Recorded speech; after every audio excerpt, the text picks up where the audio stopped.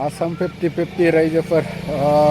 बड'लेण्डनिफ्राय दिल्लीयाव बनचु फरायसा आफादनिफ्राय आन्दालन खालामनायखौ नुनो मोनगासिनो दङ। बे भिडिअखौ आं लानानै फैदों, नोंथांमोना नायलां।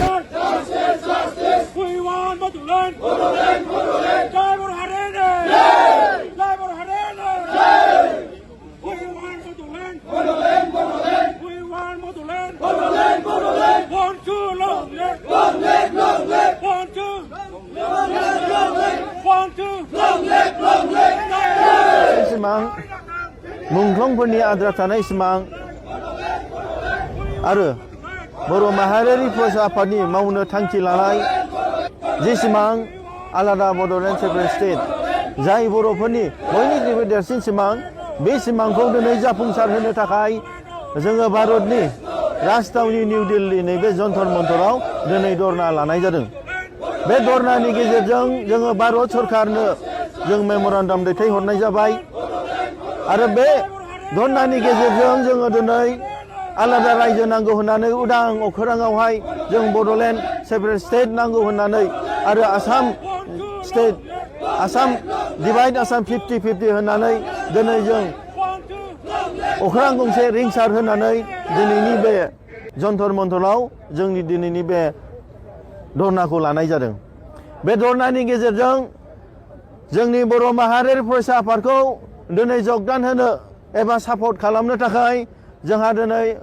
अल टिवा स्टुडेन्टस इउनियननि मानगोनां आफादगिरिजों लोगोसे दैदेनगिरि बिथांमोनाबो सफैनो हादों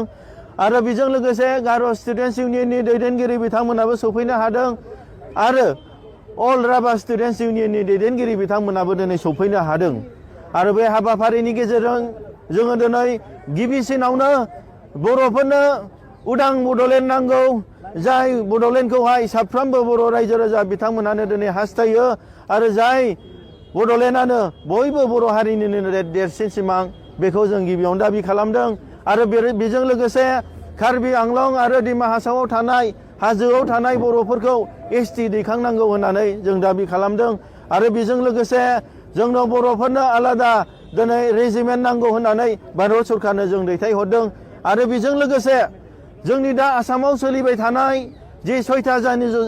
जाथि जनगोष्ठी बिथांमोनहा दिनै एसटि बिदों। बे एसटि बिनायखौ जों जयैनो जों टिवा स्टुडेन्टस इउनियन, गार' स्टुडेन्टस, राभा स्टुडेन्ट आरो जोंनि बर' माहारियारि फरायसा आफादै जों जयै दिनै अप'ज खालामनाय बे मेम'रेन्डामखौबो जों दैथायहरदों आरो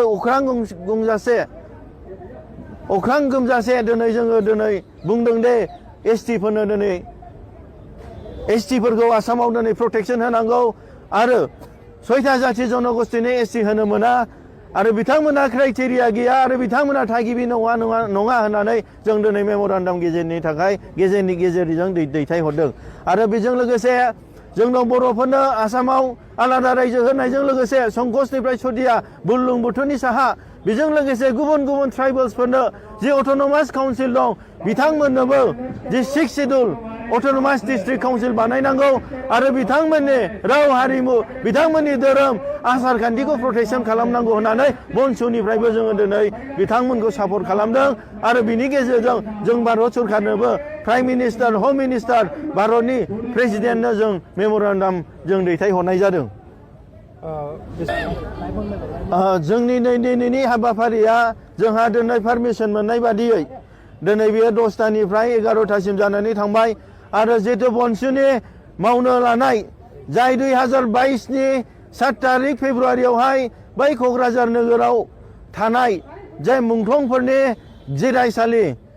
गोथै हाखर बेवहाय जि बिथांमोननि बोर आशीर्बाद लानानै बिथांमोनखौ बिबार बावनानै जों जि मोनसे समायखिरा लाबाय बर' हारिनि थामोनथा रैखाथिनि थाखाय दानि जाखांबोबाय थानाय बर' लाइमोनफोरा फिन खेबसे सोमावसारनो थाखाय जि गावखौ बावसोमनो थाखाय बै समायखिराखौ लानानै जों बै समनिफ्रायनो जों मुसा बादे जों नेरनानै जों जोनोम जादों। खुनु रावखौबो गिनाय गैया, फासयनाय गैया,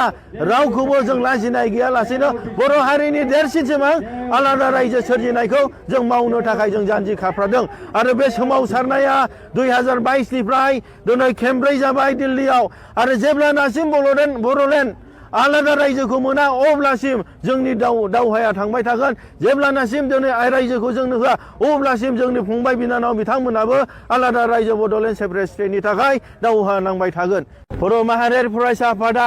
जेब्ला आसामावहाय सोमावसारदोंमोन 6था जाथि जनगोष्ठीनो एसटि होनो मोना होननानै गोबां आफादफ्रानो दिनै धरना होदों गोबां आफादफ्रानो गोबां खोथा बुंदों दा बिथांमोनखौ जोबोद साबायखर बावदों आरो बिथांमोन बादे बर' माहारियारि फरायसा आफादाबो गोबाव सम जोङो बुंबोबाय थादों दे जोङो दिनै एसटि थाखानाय एसटिफोरखौ दिनै खस्थ' होआलासिनो सोरबा नन ट्राइबेलफ्रा एसटि मोनोबा बेयाव जों गसंथेगोन आरो बिथांमोननो इलिगेलि भाबै भारतनि संबिजिताव जाय बिथांमोना मोननायनि खुनु क्राइटेरियानो गैया सोरबा बिथांमोननो होयोबा भारत सरकारा अब्ला 5 मिनिट आगोलबाबो 1 सेकेन्ड आगोलबाबो बड'लेण्ड रायजो होग्रोनांगोन अब्लासो बिथांमोननो एसटि होनो मोनगोन होननानै जों दाबि दैखांबोदों आरो बिथाङा जोंनो एसटि होखांनानै बिथांमोना जोंनो सोरबा ट्राइबेल्सफोरनो थाबोनाय ट्राइबेल्सफोरनो सेपारेट एडमिनिस्ट्रेसन होनानै आरो बर'फोरनो रायजो होनानै बिथांमोननो एसटि होयोब्ला जोंहा बेयाव बुंनांगौ गैया बिथांमोना जेनेरेल जायो ना बिथांमोना ओबिसि जायो ना बिथांमोना शेड्युल केस्ट जायो जाबाय थाथों जोंहा बुंनांगौ गैया नाथाय बिथांमोननो एसटि होनायनि आगोल इलिगेल भाबै जोंनो 5 मिनिटसो आगोलब्लाबो 1 सेकेन्ड आगोलबाबो बड'लेण्ड सेपारेट स्टेटखौ होग्रोनांगोन बेनो जोंनि स्टेट आरो बर' माहारियारि फरायसा आफादा बेयाव खुनु कमप्रमाइज गैया दिनै जोङो आसामनि ट्राइबेल स्टुडेन्टस इउनियन हिसाबै टिवा स्टुडेन्टस राभा स्टुडेन्टस दिनै गार' स्टुडेन्टस आरो बर' माहारियारि फरायसा आफादा जयैनो जों दिनै मेम'रेन्डाम होदों आरो बेयाव स्ट्रंलि होदों दि एसटि होनो मोना बिथांमोना क्राइटेरिया गैया आरो एसटि होयोबा थाखानाय एसटिफ्रा गोबां खस्थ' मोनगोन मानो होनोब्ला दा थाखानाय जि एसटि बिथांमोना बुहुत बेकवार्ड खुनु बिथांमोना आपलिपमेन्ट गैया इक'नमिकेलि गोबां खस्थ'यै दिनै बिथांमोना थांबोदों आरो बिथांमोनानो बिनि भुमिपुत्र आरो जाय 6था जाथि जनगोष्ठी एसटि बिनो नागिरदों बिथांमोना बिनि थागिबि नङा बिथांमोना गुबुन देशनिफ्राय फैनाय गुबुन जायगानिफ्राय फैनाय आरो बिथांमोननि जे क्राइटेरिया बेनाय खुनु बिथांमोना मोनसे गावसिनि निजा भाषा गैया निजा राव गैया निजा हारिमु गैया निज धर्म गैया बेखायनो बिथांमोना मोना होननानै जों स्ट्रंलि भारत सरकारनो प्रेसिडेन्ट अफ इन्डिया